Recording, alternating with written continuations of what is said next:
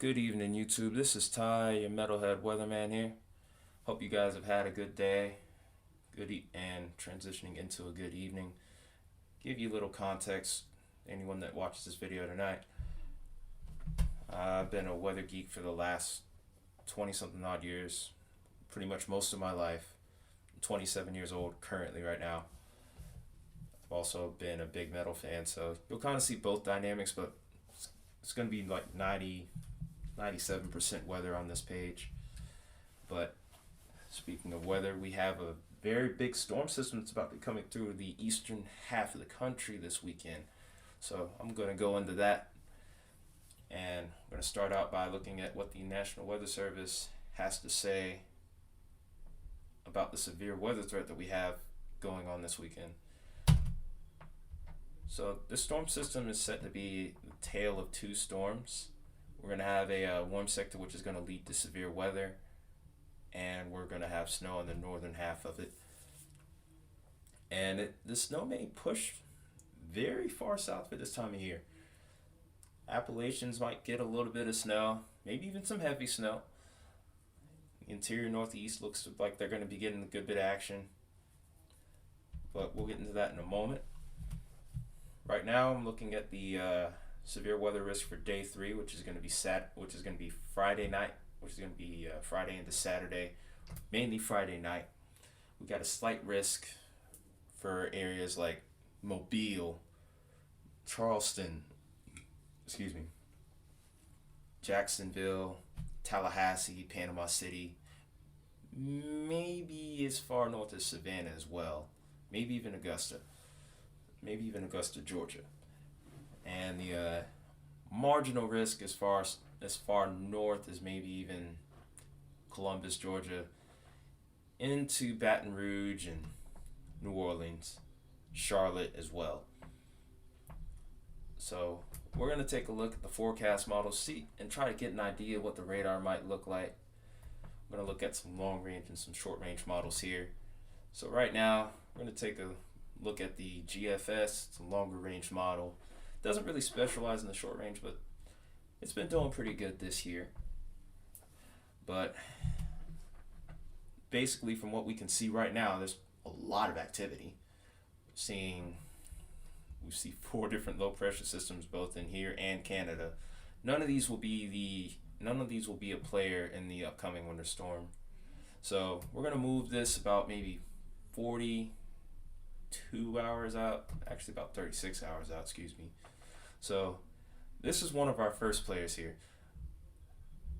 I'm thinking that it's going to be this low pressure right here that's going to sneak into the Gulf here and spark up some severe weather and maybe set the stage for some southern snow. We're going to go over the severe weather threat first. So we're going to watch this low progress along, and lo and behold, there she is in the Gulf. So it's going to trigger some unsettled weather in the Gulf Coast areas like Biloxi, again Mobile, the Florida Panhandle, maybe even Savannah and Jacksonville as well. These look like more or less garden variety thunderstorms right now. The real threat doesn't seem to be coming into play until late Friday night into Saturday morning, into the early morning hours of Saturday in particular. This low pressure comes out of the Gulf and really starts to get its act together here, as you can see by the isobars.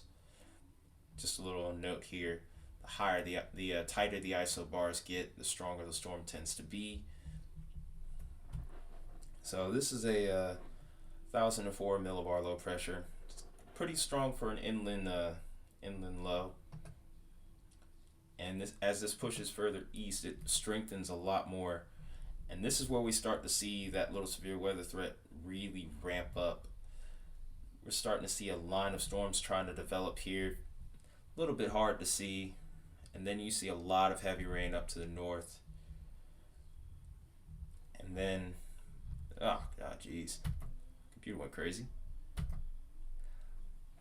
Doing this with a touchpad, so bear with me here. That might happen again. I hope it doesn't, but I wouldn't rule it out either. So as this line moves along, there's going to be a major surge of cold air that comes behind it. It's not going to last very long. It's going to maybe hang around for about a day or two. And then I think early next week, we should be back on a warming trend. As you can see here, we're already starting to get that high pressure and ridge developing again. And these red isobars here are indicative of warm air. So by Monday, early Monday, we're already in good shape again. So any snow that anyone that would get snow that's a little bit further south, like areas like Tennessee and Kentucky, this snow will probably only hang around for about a day or two. So let's take a closer look at the severe weather parameters. So in the meantime, we're going to take a look at the CAPE values and surface-based shear. Try to see just what kind of threat we could be dealing with exactly. So first we're going to take a look at the lapse rate. This is one I did mention. This kind of gives us an idea of what the hail threat could be. Lapse rate has a lot to do with the change of temperature in the atmosphere. The more vibrant the color that you see here, the higher the lapse rate. So with that, the likelihood of hail increases. But that's only if there's a thunderstorm in the area where the lapse rate color has become a little bit more bright. But geez, here we go again with my freaking computer. But all right, so we're looking here about 3 o'clock. Oh, now 6 o'clock Friday. And geez, looking at about 6 o'clock Friday. Now we're not. Okay, there we go. We're looking at about 6 o'clock Friday, and that's where we see the lapse rate starting to pick up around Baton Rouge and New Orleans. And it's going to slowly start to surge further and further to the east. Hail threat's not going to be super duper high until early Saturday into the early afternoon. Hail threat's there, but it's relatively minimal. But really this area off to the south around Columbus is where I think the hail threat's going to be highest. And the further east that you go, it's going to decrease and eventually just dissipate. So we're going to try to reset here. We're going to take a look at the CAPE values. This is our thunderstorm fuel. This is usually how thunderstorms form. You really want to look for somewhere around about 500 joules per kilogram for a storm to develop. Lovely, this thing keeps on resetting.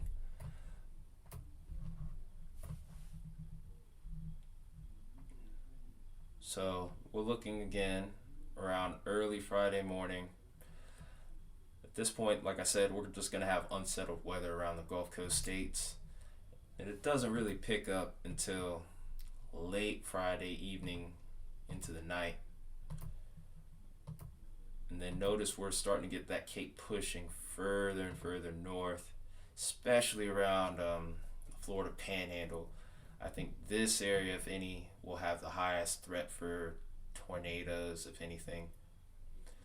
So as we're looking Saturday morning here, I'm going to show you the little legend key here for the joules per kilogram.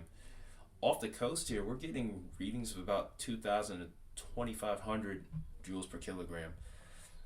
That's what you would want to see if you're looking for a severe weather outbreak, but it just doesn't really seem like it's going to make it all the way into the Florida Panhandle. You may see some water spouts out here if you end up driving a boat around the Gulf here. So definitely be watchful of that. So as we move along here, the CAPE, like I said, the CAPE just kind of dissipates as quickly as it starts to move north. Severe weather threat for this storm system isn't very high, but there is a risk no less, and we need to be watchful. Also, this kind of stuff can change by the hour, so you just kind of need to be watchful. So Sunday, of course, the CAPE's gone, the storm system's gone, We're all good again. So now we're going to look at some wind shear, see exactly what we may have to work with here as far as the tornado threat. This map here that I'm looking at is called the low-level jet stream. This low-level jet is the key to how you can get a lot of rotation within thunderstorms. But it has to be in perfect position for that to happen.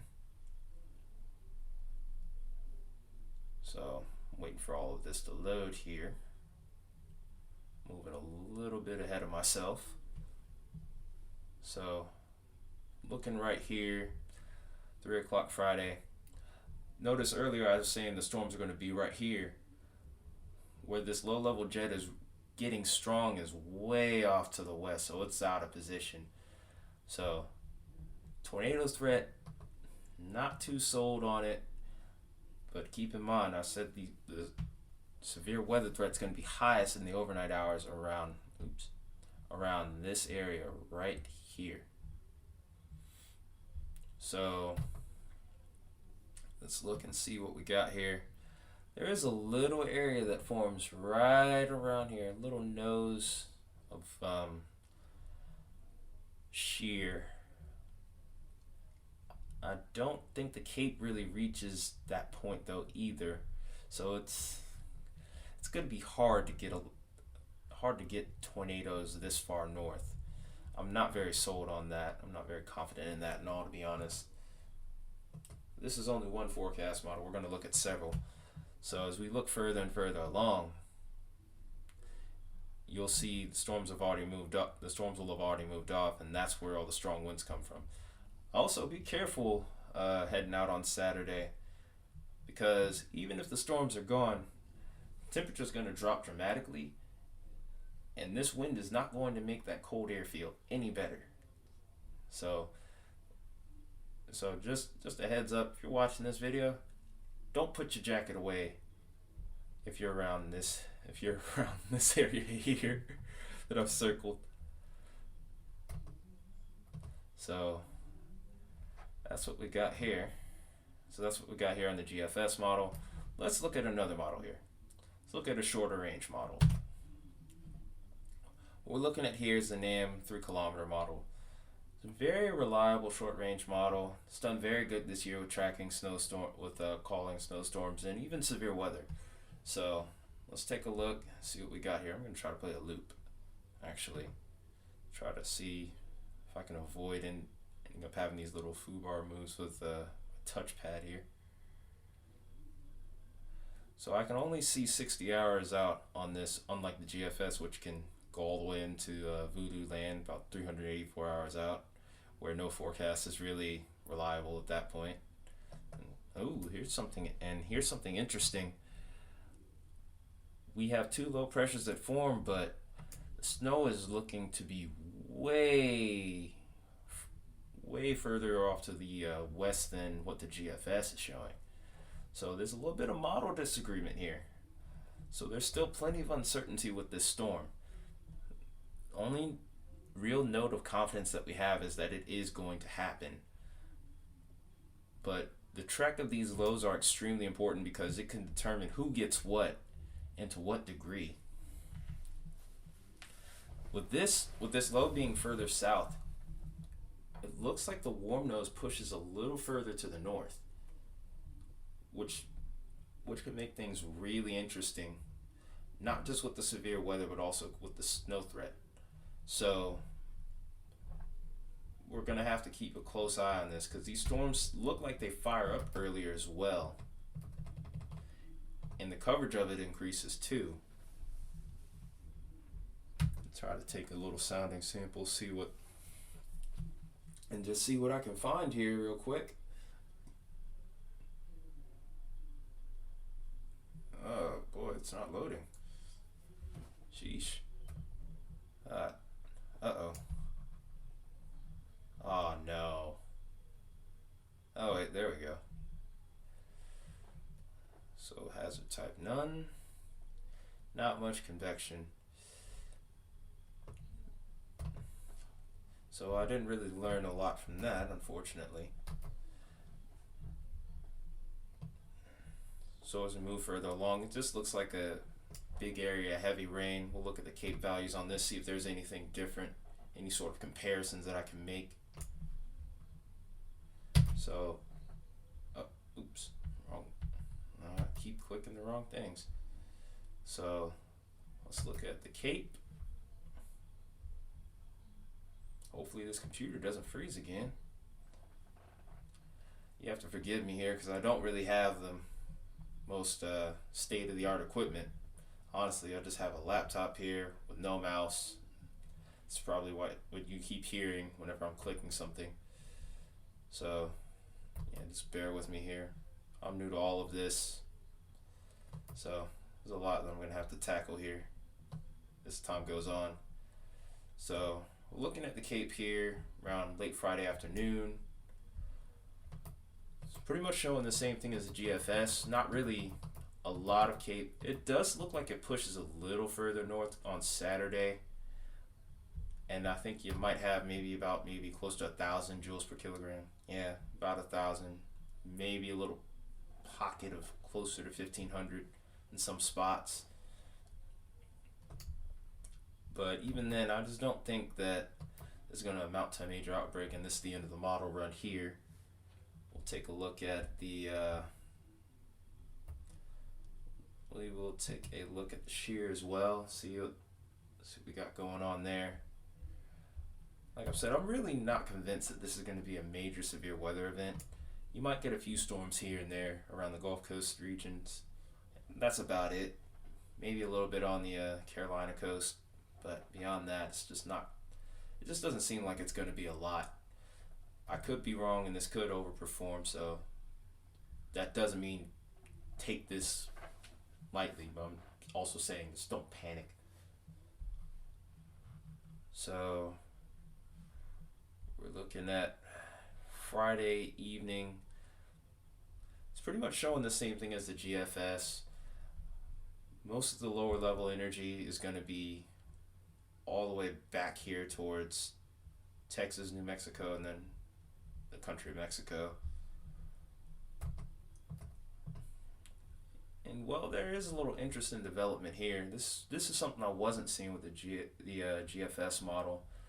There's little small pockets of wind shear here, but I think that's just a little bit too far north to really make a difference. Because I think right around here is going to be where you get all the dew points that you want and all the wind and all the energy for the storms. So can't look out too much further than that because that's the end of the model run. It's only, like I said, this only goes out about 60 hours. But yeah, there's still a lot of uncertainty about this storm, folks. So definitely be watching the Weather Channel or your local weather stations, National Weather Service, whichever one you prefer, or other YouTubers that cover the weather. But from the looks of it here, this is going to be a very, very interesting storm as far as severe weather is concerned. So we're going to look at one more model here, and that's going to be the European model. We're going to see what it has to show us. This goes out about 90 hours, so I should be able to see the whole storm with this. This is the high-res Euro, excuse me. So we're moving along. We're watching. Shoot. I keep thinking I can pause this with the space button. Not quite used to this one. So you still see two lows. It's kind of showing the same thing as the GFS up to this point. But I noticed that the low is a little bit further to the south than the GFS, but a tad bit north of what the NAM is showing us. So we're still getting the same line of storms. So there is going to be a severe weather threat from the looks of it. Most likely straight line winds. It's going to be quick and like it's just going to come in for a moment and then come out. Then it's going to like roll out quickly. But just make sure you're weather aware in the early morning hours. If you're going somewhere early in the morning, just kind of be careful while you're on the roads. And then if you look closely here, you can kind of see the snow. And here's an interesting development. You can kind of see the rain-snow line a little bit further south too. We'll get into that in a moment. But yeah, severe threat is going to definitely be minimal. So we're actually going to rewind this model back, and we're going to start to go over the snow threat. This model seems to be showing the same thing on the GFS starting out, but I do notice a few key differences here. So we still have the lows moving around in the Gulf Coast. I just hit the space button again. So I'm going to pause this here, go to about 57. So the track of the low pressure when it comes to snow development is really important, because if you're looking for snow, you never want to be right under the low. And this warm nose doesn't quite make it as far north as what the GFS and the NAM are showing. So we progress forward here. We're still getting heavy rain in areas like Huntsville and Georgia. Maybe check a run back actually. Oh, that doesn't let me see. But yeah, Huntsville and Atlanta and the southern Appalachians, they're going to be tending to get some rain early on. And I think for the Appalachians, Nashville, maybe even Huntsville, you're going to switch over from rain to snow in the late morning hours, maybe even into the early afternoon. And it may stretch as far south as Atlanta. You may get a little period of snow flurries, but that's about it. And then we really watch this sucker start to ramp up in the interior northeast as time goes on, especially once this low starts to come out of the Gulf. It really starts to ramp up here. To anyone that's new to weather terminology here, this low pressure is usually symbolic of active weather. And if you see this number right here start to drop, you have a strengthening storm system. And that's exactly what this does. So as we watch this thing progress to the north and east, we're watching go from 1006 to 1003 to now 997. So this is definitely strengthening. It's definitely starting to ramp up. You're starting to see a pocket heavy snow in the Ohio Valley and the Appalachians, eastern Kentucky, and knocking on the doorstep of Virginia into West Virginia, and still pushing further and further northeast. I think the big winner is going to be somebody up here in the western parts of Pennsylvania and New York, and maybe like the northernmost parts of Maine. You guys are going to get the heaviest snow. So as time goes on, we see this heavier snow band really start to pick the ramp up, start to really develop. So all you guys here in the Delmarva, you're going to start out as light to moderate, maybe even a couple pockets of heavy rain.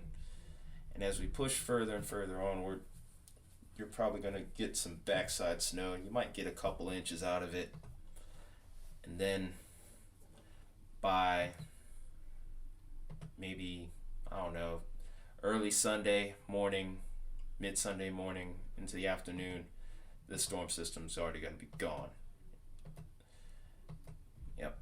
So that being said, let's look at the snow total. Let's look at some snow forecast here. We're going to look at the NAM's forecast for snow, or not. Sheesh. So let's look here. Let's go here and try to see if we can't fix that, because I don't know how it ended up on this screen again. So we're going to look at total snowfall, see who gets what.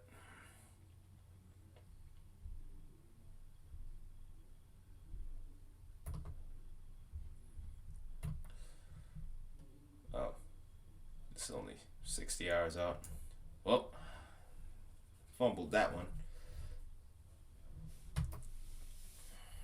So we're going to look at the Euro actually and see what we got here. There we go. I just clicked the wrong screen and kind of compare it to the GFS. So if we're looking at the Euro here, notice that areas like Montgomery and Atlanta might be in for a little trace of snow. Hard to tell with the way the storm track looks. There's a lot of disagreement on that still, so a lot can change. But even then, areas to the south, don't expect, areas that are south of the Appalachians in particular, don't expect a lot out of this. Maybe in the northernmost tips of Georgia and Alabama, you might get a little something, a little bit more than an inch, maybe two, according to the Euro. Like I said, the big winner looks like it's definitely going to be the interior northeast around west to central New York and Pennsylvania, northernmost tips of Vermont, New Hampshire,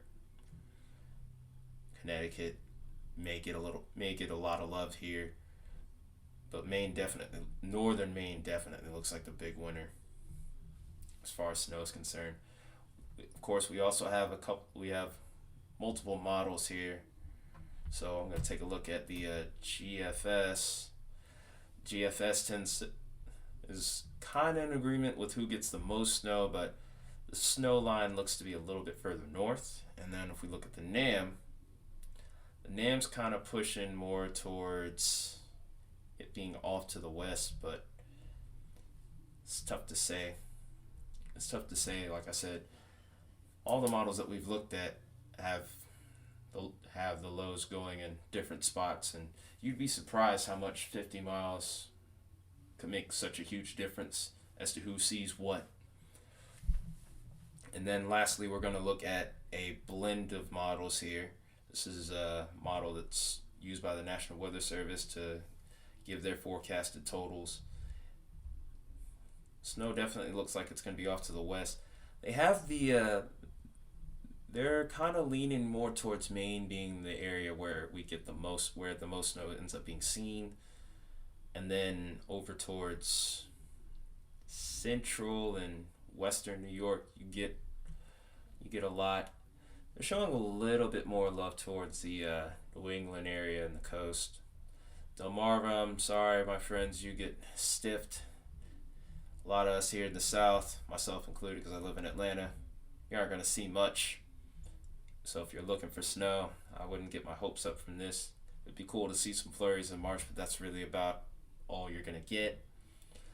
But that's pretty much all I got here for you.